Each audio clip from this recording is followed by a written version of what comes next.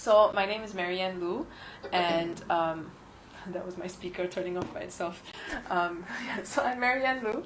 I'm also known as PenguinGirl Art on Instagram. And one very obvious thing about my works that I get asked all the time is why penguins? So I don't know if you can see from your video screen there, but my work has a lot of penguins in them. And you might have already noticed that. And even when there are other characters that are not penguins, they are kind of like penguins. Like for example, PenguinGirl, Pengzilla, like this purple thing there. That's a Pengzilla. Oh wait, I can show you this one. So this is not done yet, but well, I guess it's like 99% done.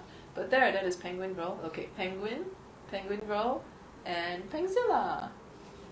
Yes, the penguin has been around since my first solo exhibition. So when I was painting my 30 new paintings for this exhibition, what emerged was this whole story about penguins who were originally from Earth, and then they found a way to get up to the clouds, and so they live in the sky and in the clouds. And basically it's telling this whole story of living your dreams, living your best life, going after the things that really matter to you and what you want.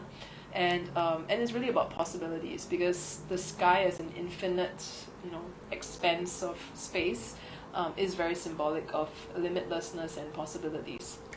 At the same time, with a penguin, the penguin is a bird, so it has a potential for flight, but in reality it can't fly. So when I put them in the sky and in the clouds in my paintings, it is symbolic of every single one of us having this potential to live out the best life that we can live, to be our truest selves, to go after the things that really matter to you, and to reach your highest potential, to fulfill your wildest dreams. And it's symbolic of that. It's my vision, and it's my wish for the world and for everyone, that we would someday be able to see that about ourselves. Even I wish that for me too, that I can.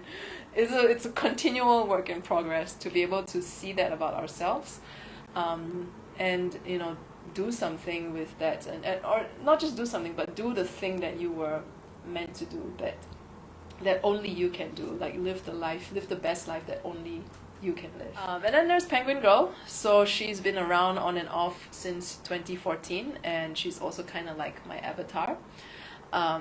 So originally when she first appeared in 2014, and then again because she's kind of on and off, so like in 2016 she appeared again. Initially she kind of lives in the sky and with the penguins, and with all the other penguins, but in the last couple of years, every time she's resurfaced, and especially now, she starts going off into many other places. So one very common place that PenguinGirl likes to appear in is actual famous paintings done by like master artists, that when I see them, I kind of feel a connection to them, and they inspire me. And so I somehow start to put PenguinGirl into, like, I would paint my own version of those paintings, and I would put PenguinGirl in them. So like in 2020 I did a series called PenguinGirl and Famous Art Portraits. So that was like different portraits, like different famous portraits, and PenguinGirl is the subject. So there was like a Picasso one, and there was like a Vincent van Gogh one. There was like the girl with the pearl earring, but this was like PenguinGirl with the pearl earring. It's a series of works where it's kind of asking the question, which I keep asking myself, what kind of artist am I, and where does my art fit into the world? Like, who am I like, am I an impressionist, am I an expressionist, like all these labels and terms in the art world, where do I fit in? And that also links to a much bigger question, which is, who am I and where do I fit in the world? And so, to be honest, when it comes to my art, beyond the generic descriptors, like telling people, oh, I'm an illustrator, I'm a painter, I'm still figuring out like what my thing is, or like still figuring out where I fit. Like at least from my experience and what I've observed, most fine artists usually have like a thing that they do, like abstracts or florals, portraits, pet portraits, still life, cityscapes, landscapes, or like a combination of those. Like, it's still easy enough to categorize. And for me, when people look at my work, a lot of times they automatically associate it with like children's books, children's book illustration, and which I think, it's great because at least I know that there is still kind of a market for it. But at the same time, even though I have illustrated a few children's books, I have not felt like I want to primarily be known as a children's book illustrator. Like, I feel like, my work is still a lot more about, it's still fine art to me, even though it appears like illustration. And I could do like children's book illustration, and maybe one day Penguin Girl will be a book, who knows. It just doesn't feel right at the moment. Rather, what I see is that my work I want it to be universal.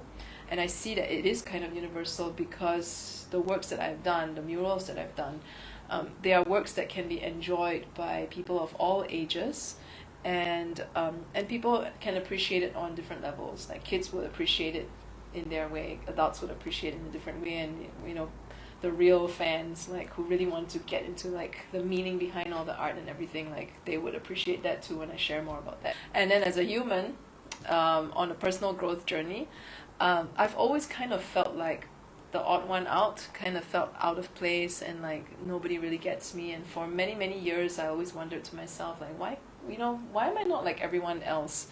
And so I got really good at pretending to fit in and trying to fit in, and kind of like, a bit of a chameleon, like molding myself to fit into the group that I'm with. But at the end of the day, I never ever felt like I really fit in there.